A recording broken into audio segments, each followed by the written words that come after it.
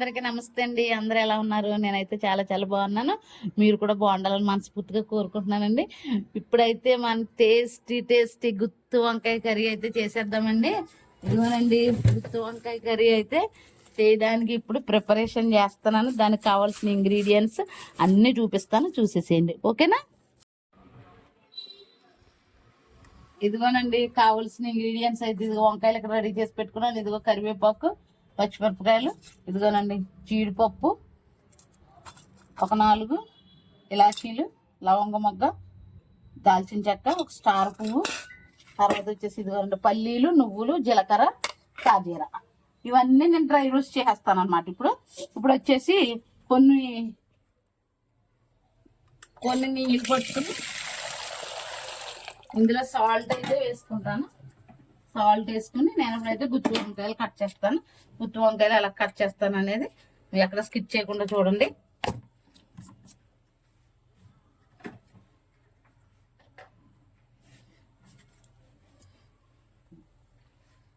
ఇదిగోనండి ఇది ఎలా ఉంచి కొంచెం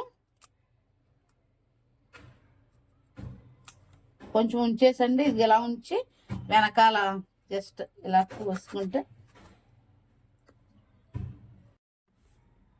ఇదిగోనండి ఇలా ఉంచి దీన్ని ఇదిగో ఇలా కట్ చేయాలి. ఇలా కట్ చేసి మనకి లోపల ఏమన్నా పురుగులు ఉన్నాయో ఏమన్నా అన్నీ చూసుకోవాలి. చూసుకుంటే ఇప్పుడు చాలా బాగుంటుంది అనమాట. ఇంకా మీకు ఎక్కువ మసాలా లోపలికి వెళ్ళాలంటే ఇలా కూడా చిన్నగా ఘాట్లు పెట్టుకోవచ్చు. ఇదిగో చూసారా గుత్తి వంకాయ కూరల్లో రారాజు కదండి.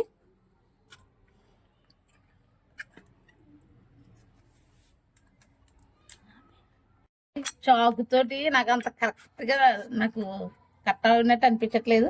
అందుకని నాకు కత్తి పెడితే కోసుకుంటాను ఇష్టం కదా. ఇదిగోనండి ఎలా చూసారా, ఇదిగోండి చక్కగా చూడండి ఏమీ లేకుండా లోపల ఎలా తెలిసిపోతుంది చూసారా. అలా నీట్గా కట్ చేసుకోండి. ఇదిగోనండి ఇలా కట్ చేసుకుని నీళ్ళల్లో అయితే వేసేసుకున్నాను, ఉప్పు నీళ్ళల్లో. ఇప్పుడు అది మసాలా డ్రై రోస్ట్ చేస్తాను, ఒకసారి చూసేసి. ఇదిగోనండి దాని ప్రాసెస్కి సంబంధించి నేనైతే స్టవ్ అయితే వెలిగించేసుకున్నాను. ఇదిగోనండి బాండీ అయితే పెట్టేసుకుంటున్నాను. ఇప్పుడు వీటిని నేను డ్రై రోస్ట్ చేస్తానండి, ఆయిల్ ఏమి వేయకుండా.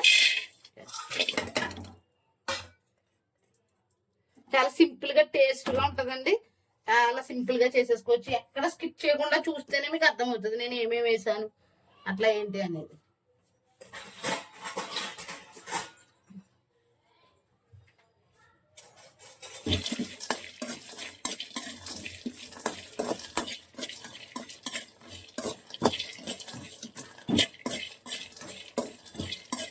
ఇదిగోనండి డ్రై రోస్ట్ అయితే చేస్తున్నాను.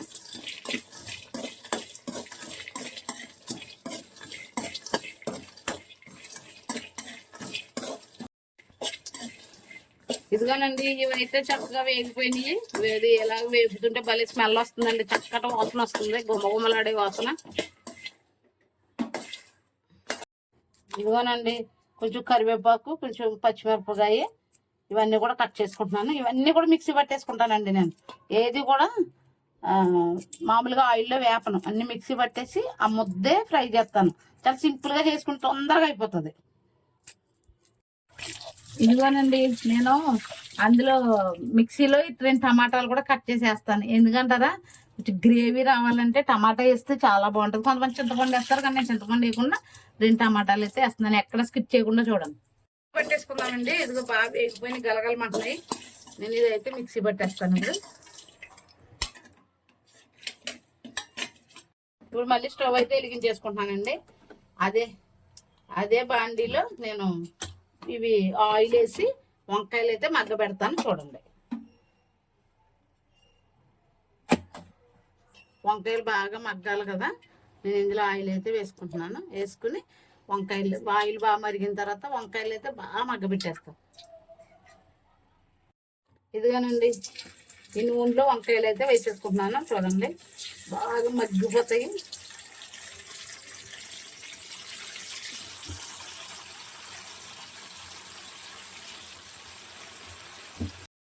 ఇదిగోనండి వంకాయలు అయితే ఆయిల్లో మగ్గుతూ ఉంటాయి చక్కగా.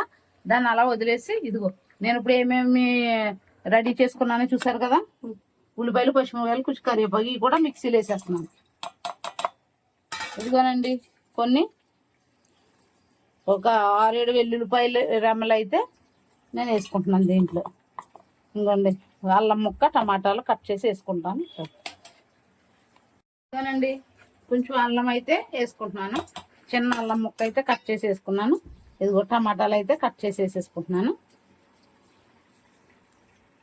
అదేనండి నేను మిక్సీలో జీడిపప్పు పల్లీలు ఇవన్నీ వేసాను కదా, అందులో వేసేస్తున్నాను ఇవన్నీ. చూడండి అంతా మసాలా పట్టేస్తున్నాను. ఇంకా ఉల్లిపాయ పచ్చిమిరపకాయ కరివేపాకు టమాటా అన్నీ వేసేస్తున్నాను.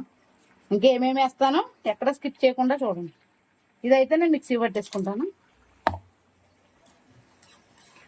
ఇదిగోనండి ఇప్పుడు నేను మిక్సీ అయితే వేసేసుకుంటున్నాను.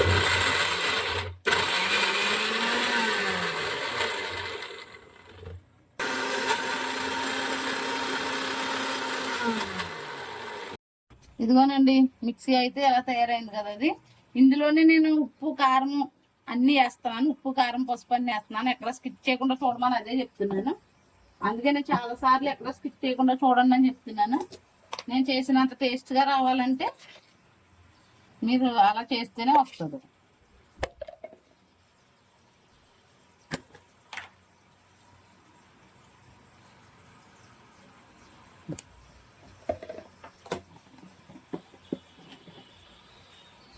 ఇందులోనే ఉప్పు కారం పసుపు అన్నీ వేసేసాను కదా. ఇదిగో మళ్ళీ ఒక్కసారి దీన్ని గ్రైండ్ చేస్తే అయిపోతుంది.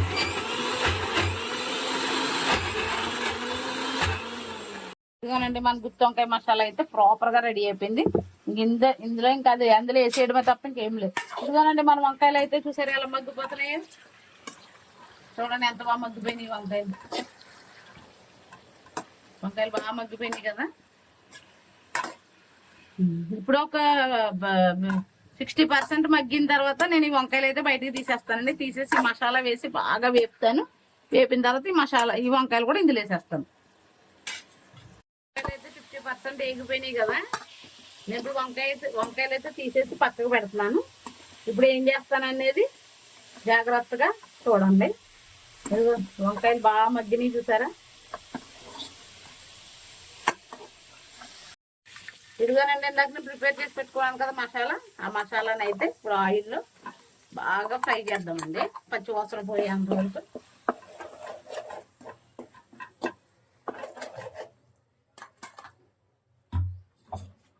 నేను ఇందాక ప్రిపేర్ చేసిన మసాలా అంతా ఆయిల్లో బాగా వేగేంత వరకు ఫ్రై చేస్తాను.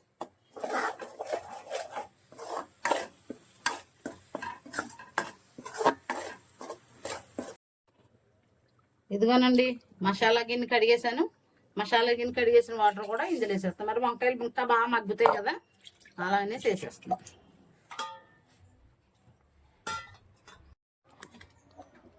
ఇదిగోనండి మన మసాలా గ్రేవీ అయితే బాగా ఫ్రై అయింది. ఇప్పుడే మనం ఉప్పు అన్నీ చూసుకుంటే ఏమన్నా తక్కువ పడితే వేసుకోవచ్చు. ఎక్కువ పడితే కష్టంగానండి, తక్కువ పడితే ఏం కాదు. ఇదిగోనండి ఇప్పుడు మన వంకాయలు ఫ్రై చేసి 50% ఫ్రై చేసి పెట్టాను కదా పక్కకి, అవి అయితే వేసేస్తున్నాను.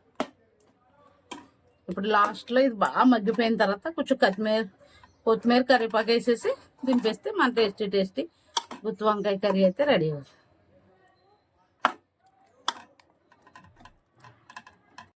ఇదిగోనండి వంకాయ అయితే చక్కగా మగ్గుతుంది కదా.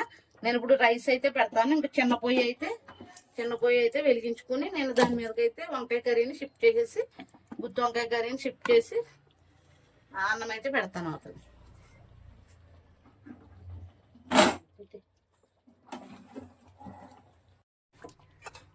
ఇదిగోనండి నేను మళ్ళీ మధ్యలో కూడా ఒకసారి చూపిస్తున్నాను.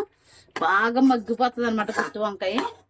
చూడండి బాగా మగ్గాలి. ఇలా దింపగానే ఇలా అయిపోవాలి. 50% ఇంకో 50% ఉరికితే అయిపోతుంది. ఇదిగోనండి నేను మూత అయితే పెట్టేసి చక్కగా సిమ్లో అయితే పెట్టేశాను. చూడండి సిమ్లో అయితే పెట్టేశాను. నేను ఇంకా హైలో ఉంది, ఇప్పుడు సిమ్లోకి అయితే మార్చేసాను. మూత అయితే పెట్టేశాను. ఈ లోపు అంతా ఒక పావు గంట అలా వదిలేస్తుందండి, చక్కగా మగ్గిపోతుంది. అప్పుడు ఇంకా కొత్తిమీర కరివేపాకు వేసి దింపేస్తాను. ఇదిగోనండి మన గుత్తి వంకాయ కర్రీ ఎలా ఉడికిందో చూద్దాము. ఇదిగో చాలా బాగా ఉడికిపోయింది సరే. చూసారా మసాలా అంతా చక్కగా వంకాయ అన్ని చక్కగా ఉడికినాయి చూసారా. ఇప్పుడు నేను దీంట్లో కొత్తిమీర వేస్తున్నాను. తర్వాత వచ్చేసి కొంచెం కరివేపాకు వేస్తాను. నా కర్రీలో లాస్ట్ కరివేపాకు వేయటం నాకు అలవాటు కదండి, అలా వేస్తాను. చాలా టేస్ట్ ఉంటుంది, మీరు కూడా ట్రై చేయండి. ఈ వీడియో కనుక మీకు నచ్చినట్లయితే లైక్ చేయండి, షేర్ చేయండి, సబ్స్క్రైబ్ చేయండి. మరి 600 సబ్స్క్రైబర్స్ అయ్యారండి, ఇంకా నన్ను సపోర్ట్ చేయండి. ఇంకా మంచి మంచి కర్రీస్తో మీ ముందుకైతే వచ్చేస్తాను. Okay bye, see you tomorrow.